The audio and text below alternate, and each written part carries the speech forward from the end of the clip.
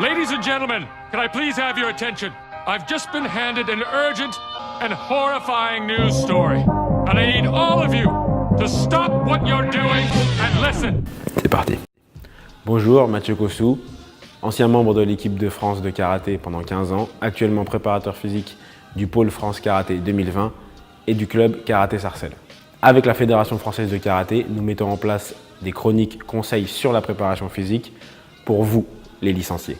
Et oui, c'est déjà la reprise. Les festivités de la Coupe du Monde et les barbecues avec vos amis et votre famille a laissé des traces.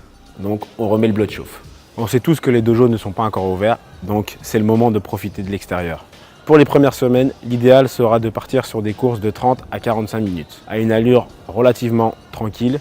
Pour calculer votre fréquence cardiaque max, utilisez la méthode 220 moins l'âge. Ce n'est pas la plus précise, mais elle reste dans la moyenne.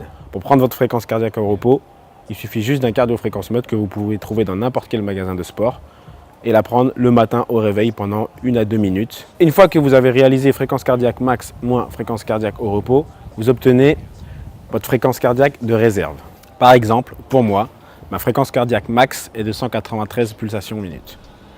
Ma fréquence cardiaque au repos est de 51 pulsations minute.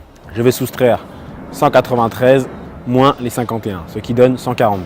De 142, je prends 60%, ce qui donne 85 pulsations minute, et 70%, 99 pulsations minute. Maintenant, je n'ai plus qu'à ajouter ma fréquence cardiaque de repos, ce qui me donne 136 pulsations minute pour 60% et 150 pulsations minute pour 70%. Je devrais donc courir dans cette zone-là.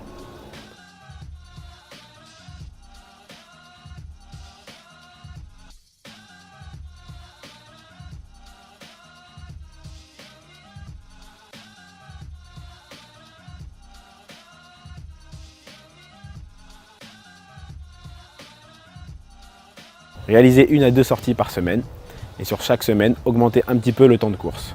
Une fois par semaine, vous pouvez ajouter une séance de sport co. Cela vous permettra de travailler à différentes intensités et de remettre un pied dans l'intensité, on va dire, un peu plus dynamique. Pour éviter les grosses chaleurs, courez plutôt le matin ou en début de soirée. Pensez à bien vous hydrater. À partir du moment où vous ressentez la soif, vous êtes déjà en phase de déshydratation. Donc, n'attendez pas d'avoir soif. Allez, je me au travail. Allez, et à bientôt. Prochaine fois, le gainage.